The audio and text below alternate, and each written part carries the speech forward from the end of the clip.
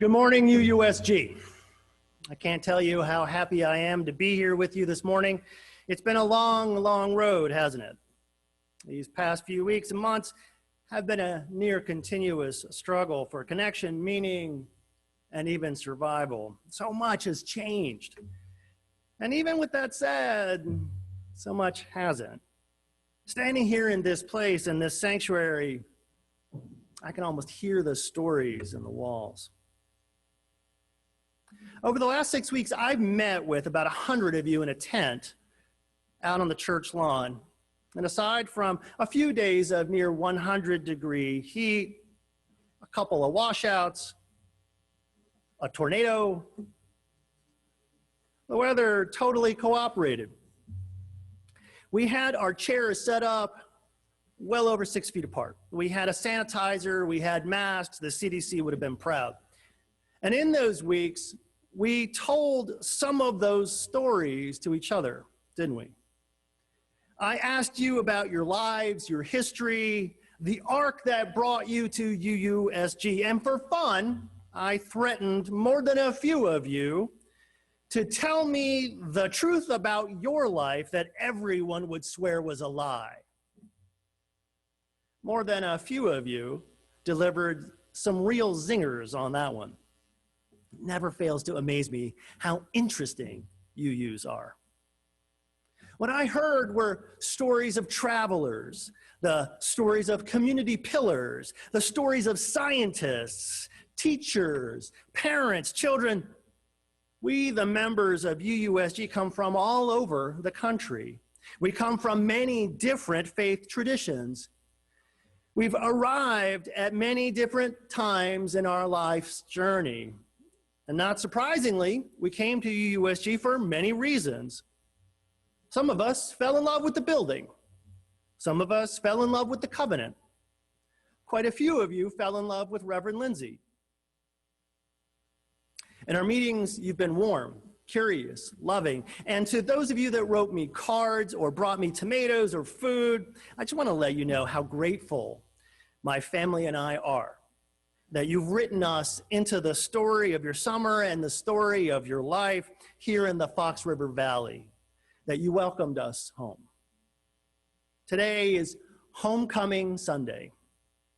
This is the day that we typically single out as the day of new beginnings, specifically the beginnings of our church year.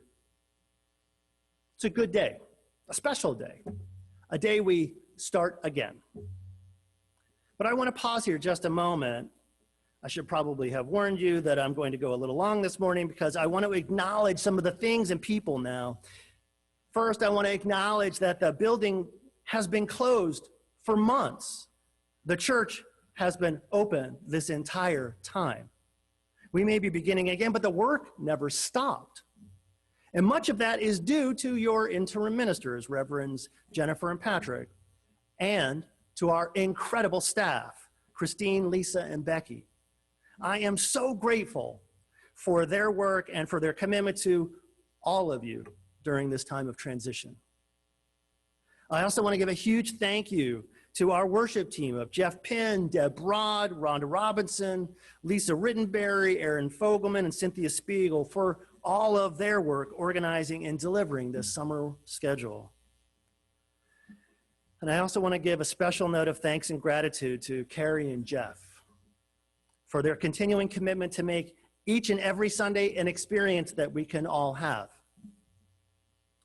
And yes, I'm going to acknowledge once again your search team, not just because it's fun to embarrass them, but because they also found us this amazing place for my family and I, where we get to live.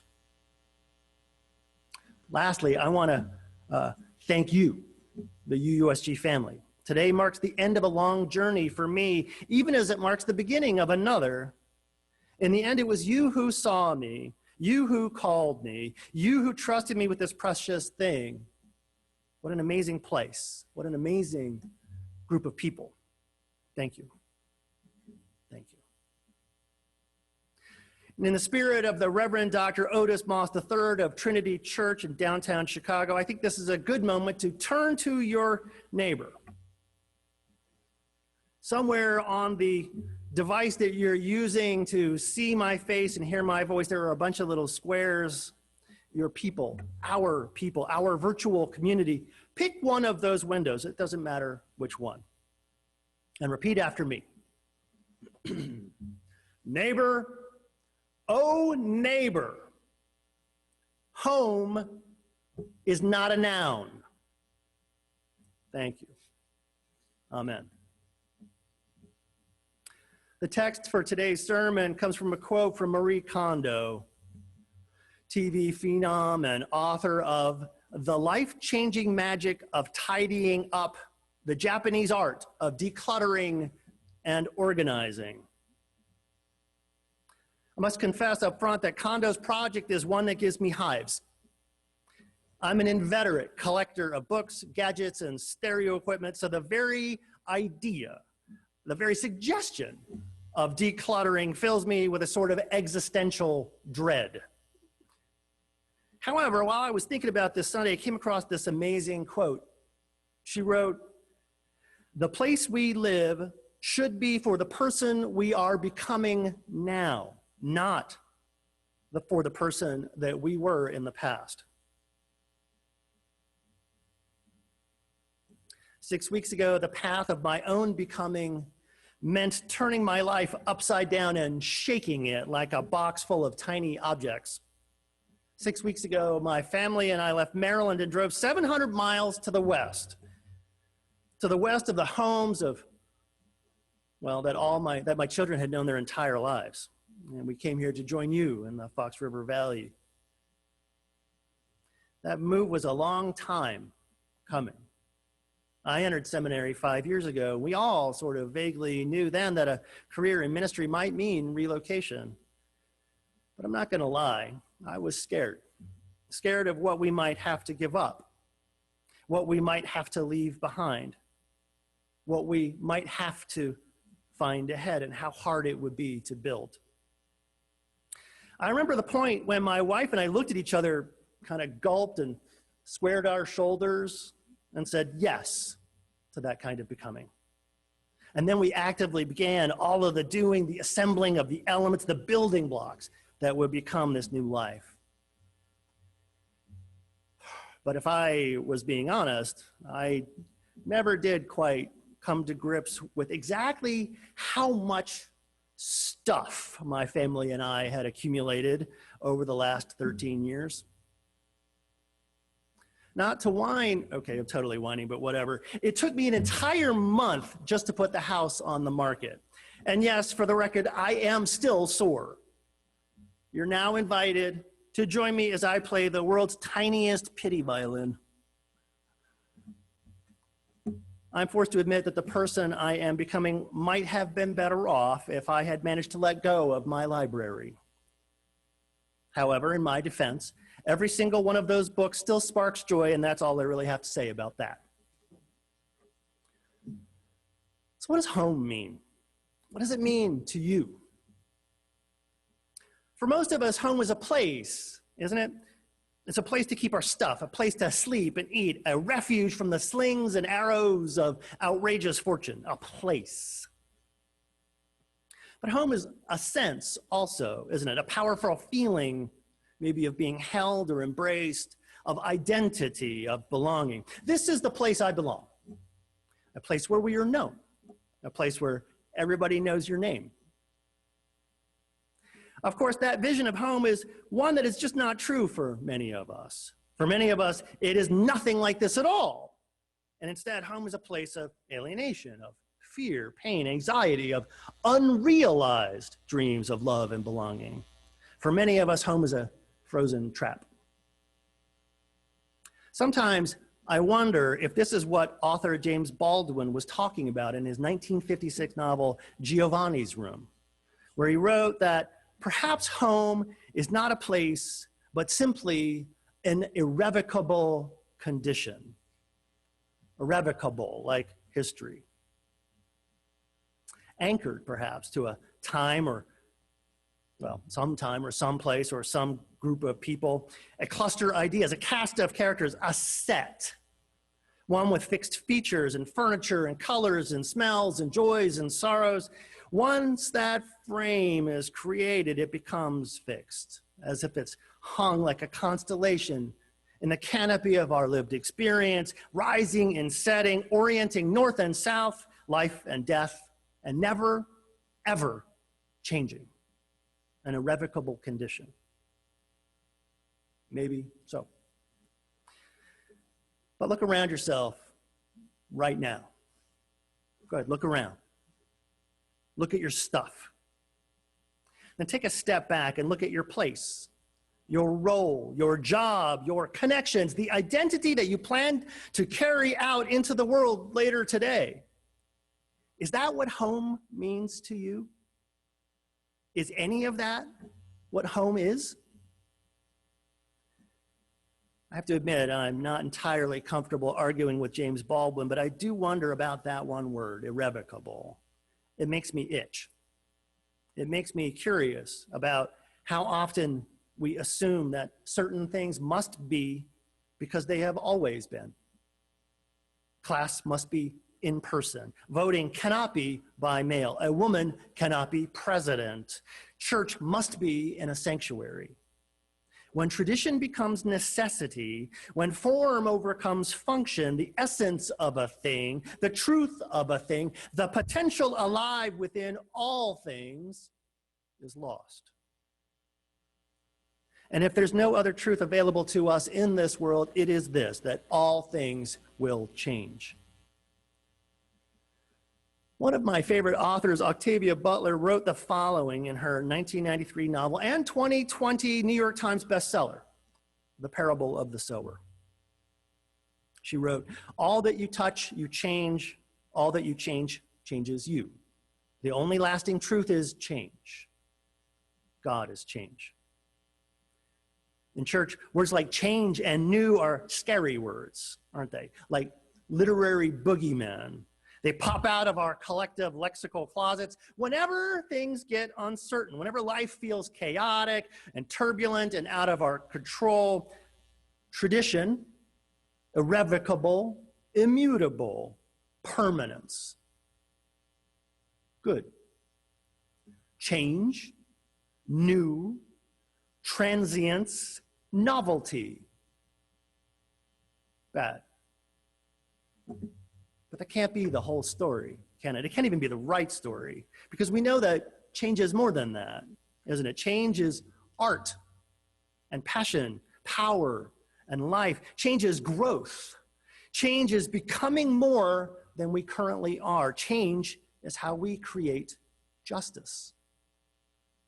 Looking around today, it's hard to deny that the kaleidoscope of change is here, whether we like it or not. So today I'm going to ask you to lean into wonder and curiosity. Because what if home is more than a place?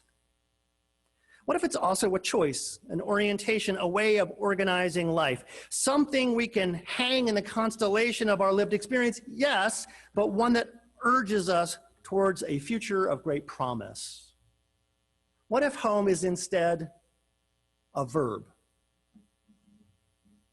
In the 2016 poem, God is No Noun, Dr. Clan Thomas Rideout of the First Unitarian Universalist Congregation of Ann Arbor deconstructs this idea of God, challenging us to rethink our relationship to one of the most fundamental constructs of religious life. Dr. Rideout seems to tell us that our struggle to wrap wrappers around the intrinsically elusive is almost a kind of violence. An understandable but ultimately doomed endeavor, a game, one that leaves the subject, us, confused and alone, and the object of that violence, God, malformed, incomplete, and inaccessible. God is at least a verb, Rideout tells us, and she is waiting to be unshrunk.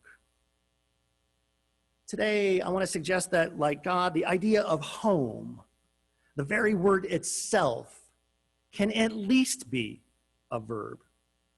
Home is something that you and I have to build with our hands, our hearts, our heads. And if you were lucky enough to have one, Harold, Yes, this is exactly the time for your favorite purple crayon. What if home is something we do every moment, a choice we have to make something together that was not something before, something we have to do, something to do, a verb, an action, not irrevocable, but creative. How do we do that? How do we do home today? How can we? How can we shape this time, this moment, so that when we can all be together, that togetherness includes all of us? How do we create home in a way that extends the tent of family to all of our friends and family, healthy or not, mobile or not, here or not? How do we root each other, hold each other, connect with each other, flourish with each other now and today so that tomorrow we can celebrate again? These are the questions I've been asking myself all year. And in a talk back last week, I mentioned a short passage from 1 Thessalonians, specifically the end of chapter 5, verses 16 to 18. There, the Apostle Paul tells the church in Thessaly that they rejoice always, pray without ceasing, give thanks in all circumstances, for this is the will of God. That first bit, rejoice always. If I ever get a Bible quote tattooed on my arm, this might be the quote. No, I'm not getting a tattoo of a Bible quote. But I do like this exhortation, this admonition, if you will. And I've heard it said a few different ways, including this way, that yesterday is history, tomorrow is a mystery, and today is a gift. And that's why it's called the present. Thank you, Master Oogway and Disney's Kung Fu Panda. Because the point in rejoicing is to be grateful in the moment, to take what is offered and no more and find joy in that offering. Today is a gift. It may not be the gift I was hoping for. It may not be the gift that I wanted, but it is the gift that I have. And what we have today, right here, right now, is each other. And that is an amazing gift, one worthy of our gratitude. Rejoice. Rejoice in each other. Rejoice in the knowledge that we are here this morning because we believe that our personal search for truth and meaning in the world is a journey that is best taken with others. That South African term, Ubuntu, comes to mind, the one taught to us by the Bishop Desmond Tutu, who translated it as, I am because we are. Identity through community. We create our identity through community. So to all of you, I say this. This building, this beautiful building, is not our home. It never was. You are.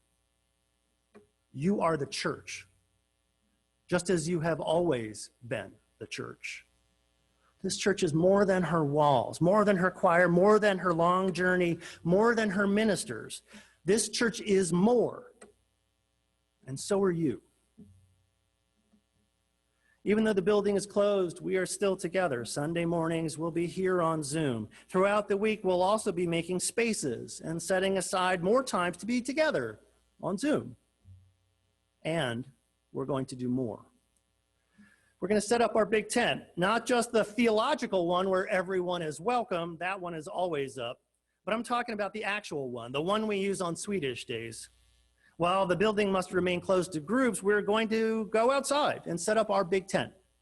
And we're going to invite you to use it, to meet, socialize, hold meetings, even small gatherings. There will be rules, of course, and there will be masks, and there will be distancing.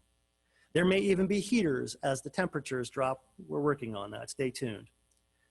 And in the spirit of doing home, of building community and connection, we'll be doing more. On October 25th, we'll be teaming with 14 other regional churches to hold a virtual service all across the state, a rally for our democracy, flowing directly from our commitment to the UU fifth principle, the right of conscience and the use of democratic process. I've teamed up with the North Shore UU Church to explore a joint adult ed class on anti-racism, centering the work of Dr. Ibram Kendi. It should be a great class. I'll also be forming a class based on the book, The Shared Pulpit, to explore the art of preaching. And this Sunday, like the past few, this Wednesday, like every Wednesday this month, our youth have been invited to another UU regional event, virtual game night. Make sure to ask Becky if you want to know more about that.